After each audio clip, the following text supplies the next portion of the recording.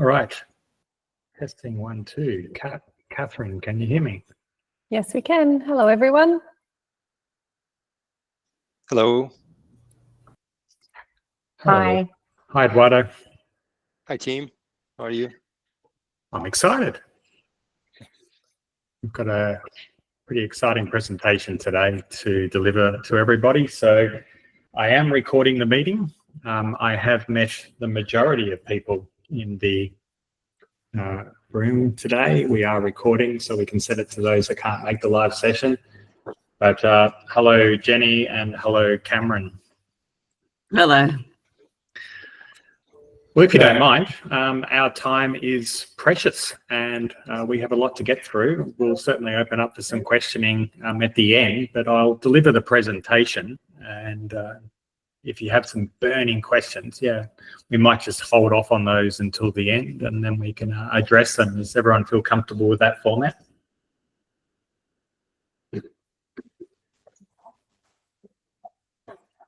Let's rock and roll, I guess.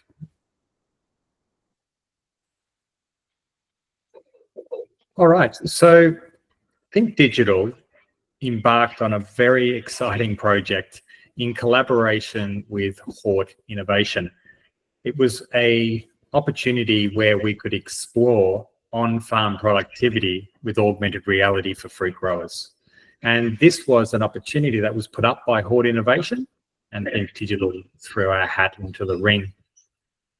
And we decided to focus down on one of the 4 areas that Hort Innovation asked us to focus down on, and that was using augmented reality and virtual reality to support on-farm decision-making through real-time data visualization. In particular, focusing down on the Australian table grape and berry sectors. So it was quite specific what we had to do. Now, why did it matter? Like, why did we want to embark on such a research project? Well, for those that have touched virtual reality or augmented reality, known as immersive technologies, the next step in immersive technologies is immersive analytics, right? And it provides a novel approach to visualize data. And we move beyond those traditional dashboards or printed out pieces of paper. It actually moves beyond mobile apps. It allows us to go beyond that and go into the data, to almost stand in it and interact with it. And we believed at the start of the research project that this would be a fantastic way for growers and agronomists to improve the way they communicate and then to use that communication to make more informed, rapid decisions. And so we set out to, I guess, solve a problem.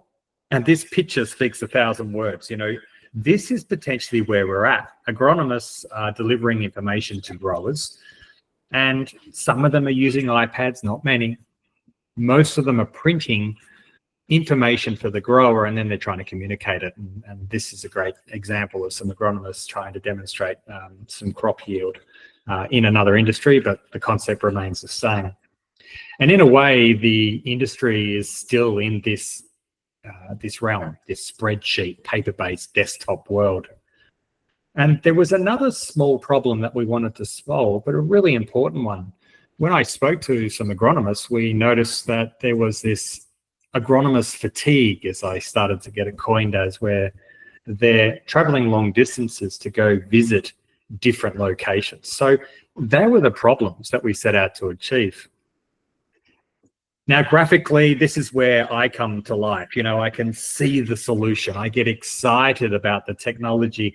And when I know what the problem is, I then get to work. I try to use technology to solve the problem. You know, I envisage digital twins of properties where we could beam it on a table. I kind of envisage heat maps and overlaying NDVI or growth or plant growth information directly in the vineyard using AR wearables. And if you have a little look at my webcam right now, this is a particular pair of glasses known as the Magic Leap. And I can put these on and I can see augmented digital data. This is another AR wearable. This is the HoloLens. So the HoloLens itself allows us to, see data in situ. And so we have these sorts of wearables in our studio, and we work with them in different other areas, not just horticulture. And then we've got virtual reality. If you have a look here on the camera, virtual reality is, I guess, it's not allowing us to see data in situ. We are more in a virtual world or a digital world. But essentially, I could see it. And we pitched the idea and it was accepted. This concept of looking at data in situ, or looking at it as a digital twin, and how would the grower and the agronomist work better with that sort of technology and that data in hand.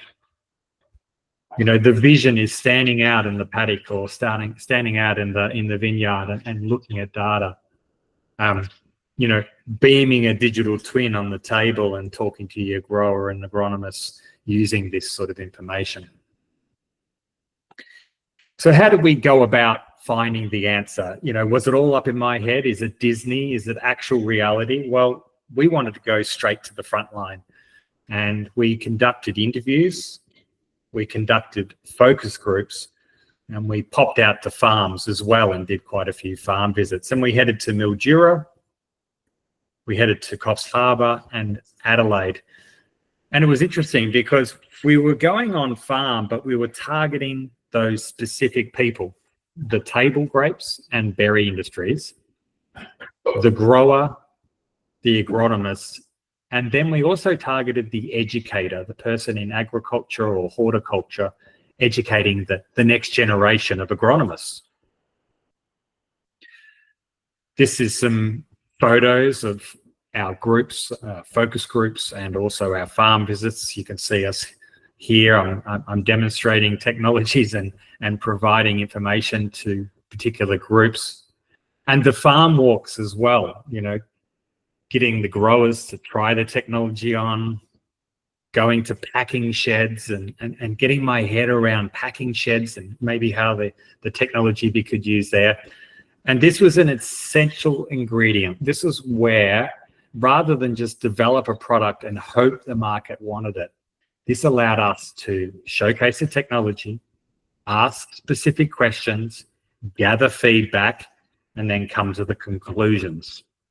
The most exciting part is inverting this data and heading below the surface. I demonstrated this next 2 slides when I went out. And just to give you some context, this is a collaborative virtual reality experience where we're looking at agronomy data of a pivot. And so we're able to interact with that data on an X, Y, and Z axis. And I was role-playing the agronomist, and I was speaking to the grower, and we were immersing ourselves in the data that was generated from actual real data that we got from a grower.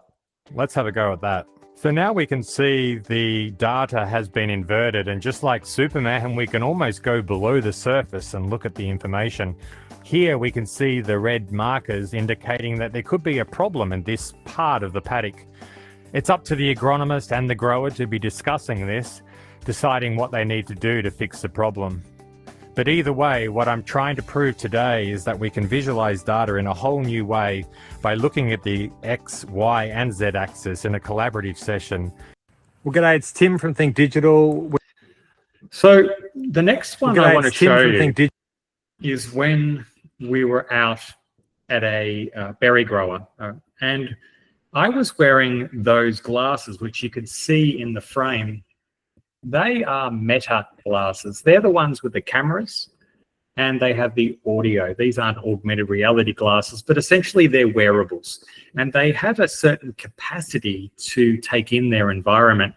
And part of the field tours, part of the farm visits, we got to showcase the technology, but I also got to test out some of my hypotheses. Would this technology work in situ? Now, hopefully you can hear it. It goes for about 40 seconds or so, but I asked Meta some questions about whether or not the fruit is ripe. Let's just have a little watch about that to whet the appetite. Digital, we're wearing some Meta glasses and we are in a blackberry plantation out the back of the Northern Rivers near Coffs Harbour. Here to discover whether or not we can use the AI recognition of the glasses. I can ask it a question. Hey Meta, what am I looking at? It's just taken a photo. So that was kind of cool. Essentially, though, we're looking at seeing whether or not we can educate it to identify if it's ripe or not, or where to prune or not. We've got a couple of red ones here, unripe, and a big black one ready to be picked.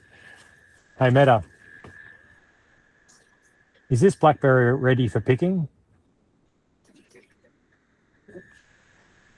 No, the blackberries are not yet ripe and ready for picking. They are still green and unripe. So it was very interesting to utilize the technologies to see whether or not Meta, in its own right, the model in the glasses has not been trained on what's ripe or not, but it knew basic information. I was looking at a blackberry, and also whether it was ripe or not. So I thought it was fascinating to test out some of that theory. So what did we discover? Drum roll, ladies and gentlemen. Well, we discovered, after many focus groups and then the interviews and farm visits, that there was no clear or viable application of immersive analytics that would benefit the table grape or berry sectors at an industry-wide level. So it was a little bit hard to swallow. I had this vision of, beaming data into a vineyard or being able to pick, berries and being shown how to do it. But sadly, I guess the audience, the people that we spoke to, spoke up that there wasn't something straight away. And that was great to know, because if we had gone about and developed a product that we believed the market wanted, well, commercially, that would have been detrimental for Think Digital and not a great investment for Hort Innovation either. So I guess the outcome is good to know that the market is not ready yet. But here is a really good light bulb moment.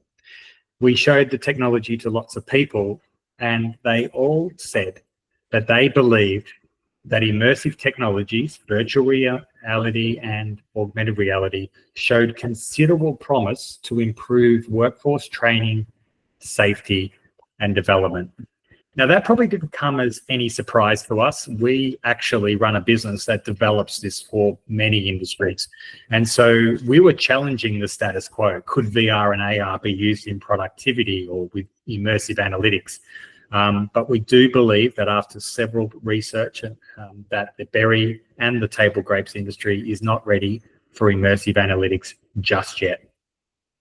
We had certain challenges that we identified. It was the cost of hardware.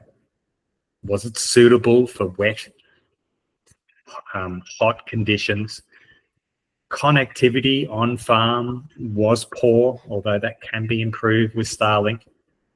But the big one, number 4 there, was the lack of data. It was really interesting that of all the places that we visited, really only one location, Talia Farms, had enough data to warrant using it in situ or as a digital twin.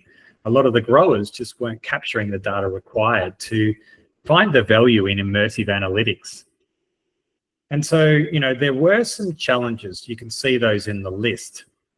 But I always like to look at the bright side. What are some of the opportunities? So I'm now going to turn my attention on what did the research identify as opportunities to follow. And so I've still got the vision, right, of the agronomist and the grower walking down the vineyard, using wearables, talking, discussing, making decisions. That's always going to be on Think Digital's radar. We've gone even as far as to coin the name FarmXR, using data in situ to build efficiencies and make decisions. This is not an idea we just came up with for this particular project. We've been on this bandwagon for quite some time, and we're seeing some augmented reality wearables just starting to hit the market, even in the last month. And overnight, tomorrow morning, Meta is going to be announcing their new AI AR wearables. to the marketplace, which I'm really excited to hear what they have to say about that. But the big one, if we were to invest or if we were to step forward and develop something for the industry, it would definitely be workforce development. This would allow the streamboarding of, I guess, a transient workforce, a non-English speaking workforce, to rapidly upskill and then get to work. And I think the packing sheds is where the real game changer could happen. You know, we went to some packing sheds that had 100 or so staff, even more. I think one had 200 staff working in one environment, and they're trained on the actual line. But we could easily, and we could invest in developing out, I guess, a prototype packing shed where growers could utilize it to see whether or not, one, the people that they're thinking of hiring have actually got the skills and coordination or the patience and the teamwork. But two, it just would allow them to allow their line to work faster and smarter instead of taking some of their best people off the tools to train others. So there is opportunity for workforce. You can see we've got 4 stations. One. And what I wanted to show you here is something we've developed for another industry, but the concept remains the same.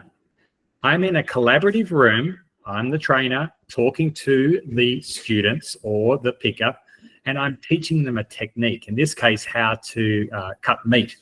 But just watch this for 30 seconds, get a feel for this, and then just replace the environment with a factory or a packing shed or even a vineyard or an orchard, and watch how you can collaborate in virtual reality to teach someone how to do tactile activities. Here we go. 2, 3, 4. The process here is for a trainer just like me to be taking you through the process. In this case, we're going to be removing the fat from the carcass. Yep. Okay, Amanda, I'll get you to pick up the wizard trimmer and remove that part.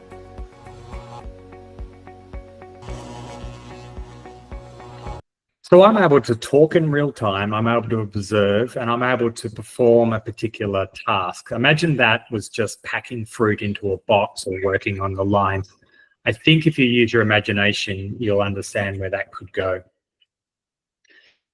But when we went into the Oz Group co-op, we went into a packing shed that it wasn't just on coordination, it was on feel.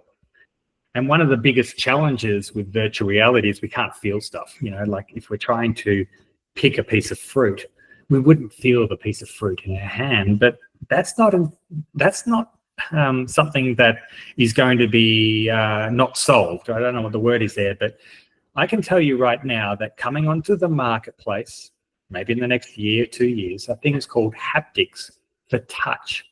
And this particular pad that's on your finger, you can see here the prototype. This is real recent research. This is fresh off the boat, almost like the last week. You can actually put these onto your finger and then they actually talk to the headset. So you'll be able to feel the blueberry. And I believe when I spoke to the person sorting this out, a lot of it was based on feel, not just on the size. So I think researching the concept of bringing haptics in would be kind of exciting. We could build out a packing tool which didn't require touch as much, just coordination and understanding process. But then we could move to the next level. And imagine picking a piece of fruit off the vine and actually feeling it at the same time. So something like these haptics is something worth considering. The other big one that kept on getting raised, and it's one of those ones that have been in the back of our mind for a couple of years now, is how could we use augmented reality for assisted pruning?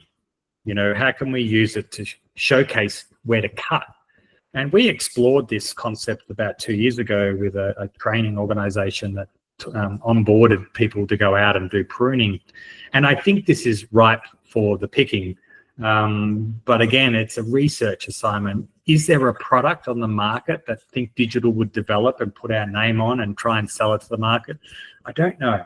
So I'm going to show you the concept because I think it's worth at least marinating based on this research. Here we have 2 permanent spur positions, and after we finish pruning this, we really only want 2 canes with 2 buds.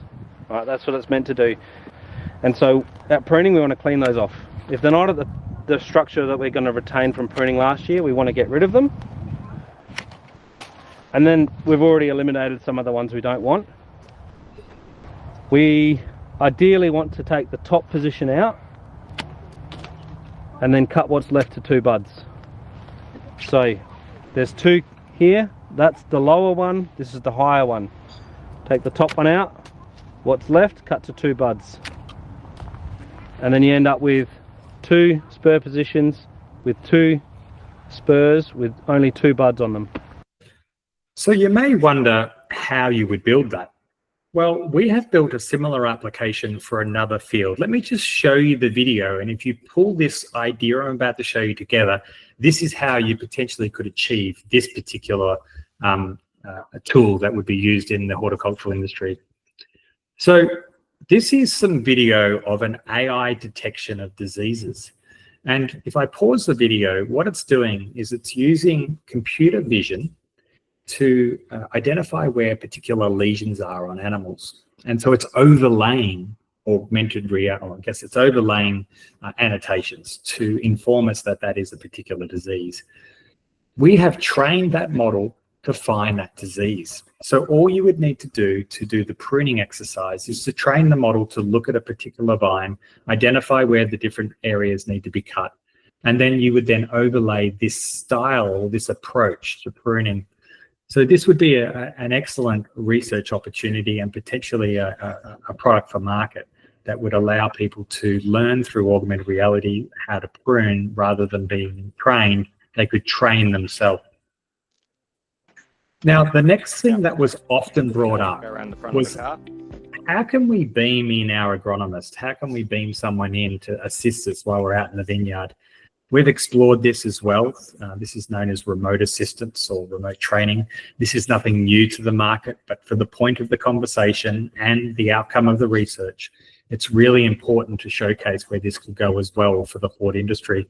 I'm not going to show you the whole video, but what you will see is Jess here beaming in to help me identify which battery I need to, I think it's disconnect. Based on that. And you'll see her annotate the environment, which really means that she can draw on the environment and then I see it through my glasses.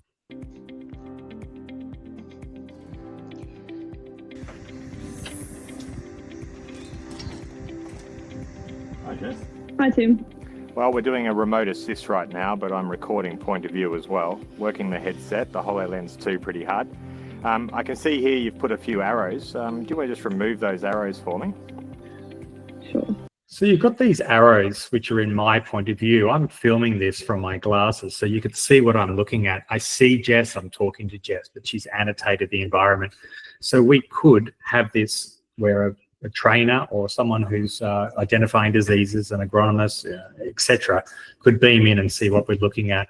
I think it's really exciting. I think with the new glasses coming out, I think this will definitely be something we'll see in the future. Connectivity is critical here. So we really need an environment where we've got some good internet for this to actually facilitate. But just watch as I move my head, and then I'll move on to the next slide. But you'll notice that this annotation actually stays pinned to the environment, which I think is a critical part of this collaboration. Now, my question was, I needed to know which battery started my motor and which battery was for my auxiliary. Would you be able to put a couple of arrows on there? Which one, first of all, is my auxiliary? So your auxiliary battery is the one that you can see with the arrow on the left here. Yeah. Yep. You have a second battery over. Now, notice that arrow's just come up, but watch when I move my head, it stays pinned to the battery. On the right.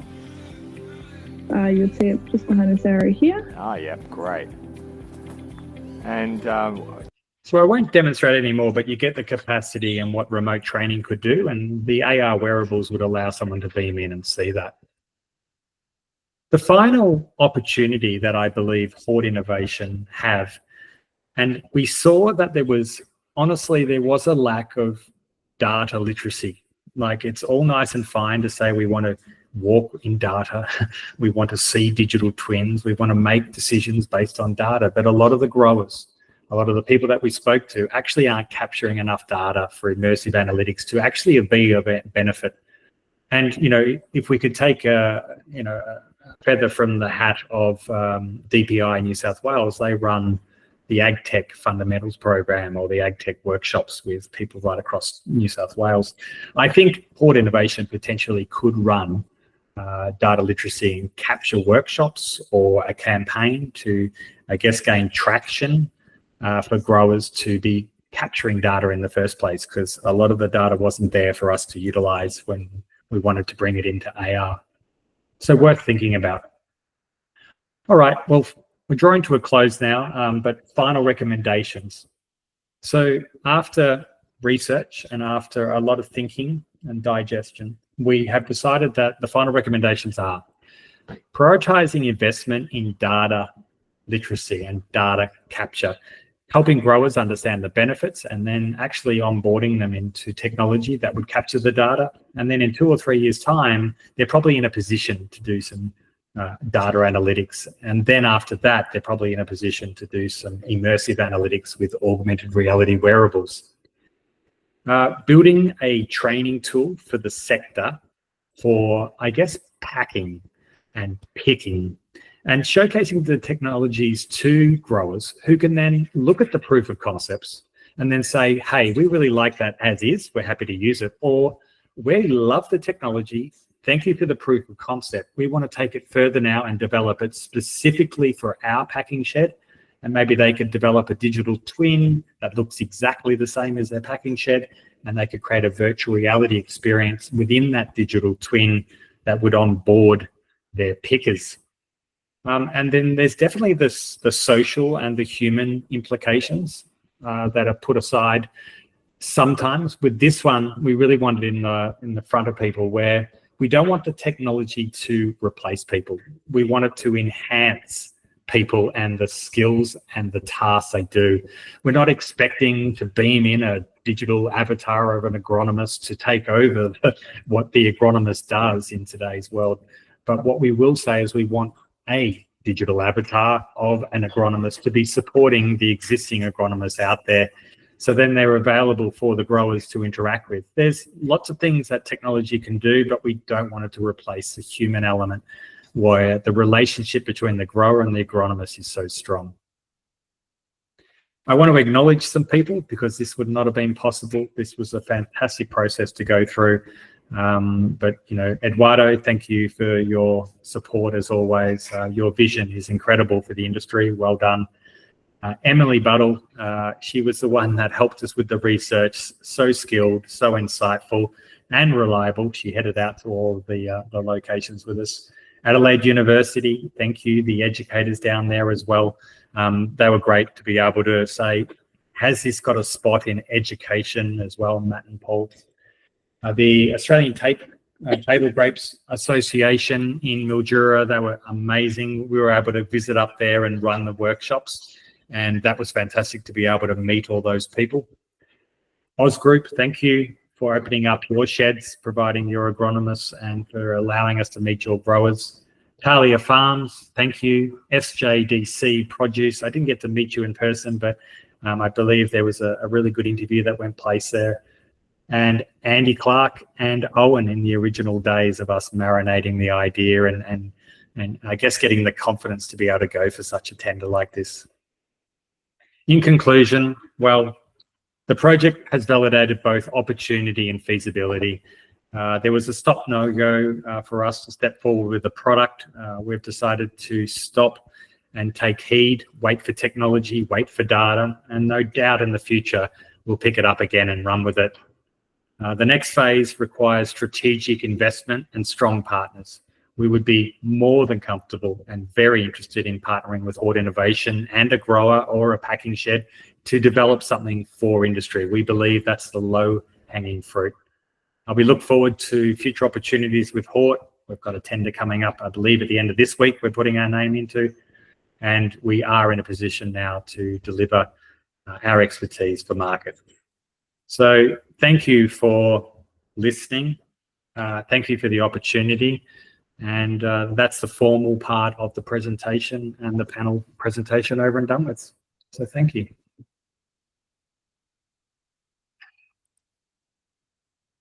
Big breath, Tim. Well, there you go, Eduardo. I think we've already had a good chat, so you probably knew the outcome, but it was good to be able to share that with the group and record it. We'll share that with all of the participants after this. I think you're on mute, Eduardo. Sorry. Thanks, team, and the whole Think Digital team for this great journey. Yeah, I think the conclusion for me is that we will keep investing time to find opportunities in this area. I'm sure there are opportunities, as you listed in one of your slides. It was not our intention to push a technology without doing the great exercise you did during this project to validate with growers and understand where the technology could really be applicable to add value to the industry. So so I'm pretty excited for the next steps, even though we'll stop this now, but we'll continue exploring new opportunities in this area with growers and with the industries. So perhaps now we can open for questions. I'm not sure if people have any questions. Yeah, we've got Jenny and Karen from Tabletop Grapes up in Mildura. They were at the focus group.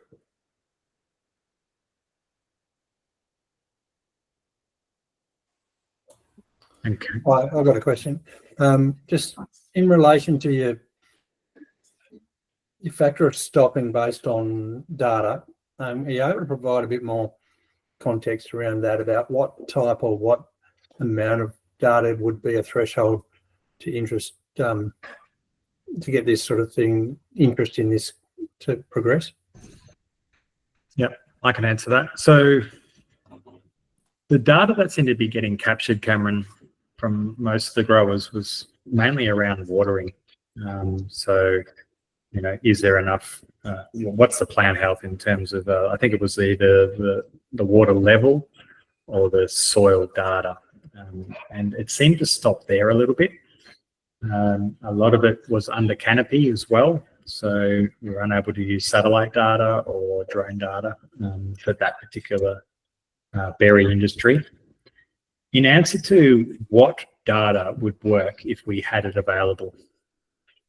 So if we're talking about a digital twin, there's two parts to this, Cameron, I think it's worth answering. A digital twin is a little miniature version of your property. It could be a vineyard, it could be a berry plantation. We need to be able to look at data that can be used over time. So let's start off with one industry. Let's go with berries. We felt like the problem with berries is that the crop itself, correct me if I'm wrong, I think it was only, every 3 years you replace is it every 3 years? Does anyone know that exact stat? But I think with berries, you know, the actual product itself gets replaced every 3 years. And so by the time you collect data, it's sort of like, oh, we've got to replace the plant. Whereas the vineyards, the plant goes a bit longer. In an ideal world, in a digital twin, we want to know about the yield that was delivered from that location and being able to look at that from a 3D visual. And then we want to be able to go below the surface to look at the soil data. And I need to have a look at my notes, but I think it was, there was a particular, what's it with the clay, RM45? Can you help me out? Are you an agronomist, Cameron, by any chance? Oh, once upon a time. Yeah, God, it was, I'd have to look 38. at my, yeah, what was it? 38. EM 38. Thank you. Oh, yeah. So I believe the EM, thank you, Jenny. I believe the EM 38 was the critical piece of data that would have brought together the vision of being able to understand what's below the surface and what was above the surface. And then in that case, that was probably a farm. That was a vineyard. if we had the EM38 and we had the data, the growth data above the yield data, that was going to be used to communicate with investors, directors, the owners, that work needed to be done on the property to improve that area. So it was almost used for storytelling, or almost a way to, they're not even in the country, let alone walking in the vineyard. So that data was critical for that use case. But I might also take that question and I'll give it some more thought, Cameron, because what we need to do is we need to establish what data is available and what would be useful for making more informed decisions. So I think, Cameron, I'm going to take away that, you know, I guess as growers, we're working on setting up our own digital twins at the moment. So it feels like if we've got a database that can get us to that point, then we could add something like this on to utilise it and visualise it in a different way. Yeah, it's good for farm managers to have a roundtable. It is good to beam in your agronomist so they don't have to drive out to see it. It is good for storytelling and decision making. Yep, I think if you were to collect the data, there's definitely a use case. The big one is using it out in the field. Like, it's nice and fine to have it on a table and see a miniature version and talk about it. But then taking that same data and taking it out into the field, I've tried several times to do that. The biggest issue I had was geolocating the data down to centimetre accuracy. Yeah. And so if you have your own mesh or have your own, I guess, your own connectivity, or your own, what's it called when you have your precision ag? Yeah. You'll be fine. But a lot of the time when I was looking at data and role-playing the idea of looking at, say, soil data, every day would be different where it would be pinned. There is ways and means of getting around. So from a technical level, we can have triggers or QR codes in the field that sort of re-triangulate the headsets to be more accurate. As Starlink and low orbit satellites start to sort of show their face, we can probably improve. But yes, you would probably have to have your own precision ag on farm to be down to the level we want. In your research, did you look at pest and disease applications? No, really. It was talked about. One of the farms, because of our work in pest and diseases in livestock, it was talked about AR wearables being used to identify diseases in plants, yes. But specifically for this research assignment, I had to keep my focus down on the deliverable, which was immersive analytics, which in a way, identifying pests and diseases potentially could have been part of that research. But no, we know how we could do it, technically, because we've done it in livestock. But no, we didn't.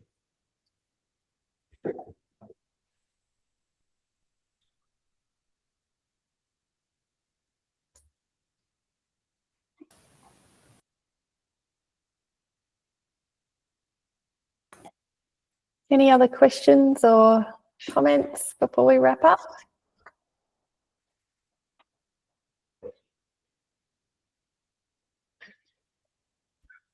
All right. Well, I guess that concludes the presentation. We will provide this recording for those that couldn't attend the live session. There was quite a few, so it wouldn't have been possible without them. Eduardo, we might have been knocked down, but we're going to stand right back up. You know, this vision of using AR or VR in horticulture is strong. It's in a position where we're comfortable to deliver. We explored that new horizon. And we're happy to bring back the knowledge for you, so then you're stronger in terms of the adoption. But we probably need to find a partner who's willing to invest, a grower or an agronomist, and work with them specifically to deliver something for them, rather than an immersive analytics that's ready for the entire industry. Would be one way to sort of wrap this up. Excellent. All right. Well, thank you, Catherine, for organising this. And if there's no further questions, thanks, Jenny, and Karen up there. Can you please pass on my thanks to Alison as well? And this is Tim signing out. Thanks, Kat, for allowing me to be Willy Wonka for a while. Thank you. See you later. Thank you. Thanks, Tim. Thanks, everybody. Thanks, Tim, and we will pass it on to Alison. Thank you. Thanks, everyone. Bye-bye. Bye.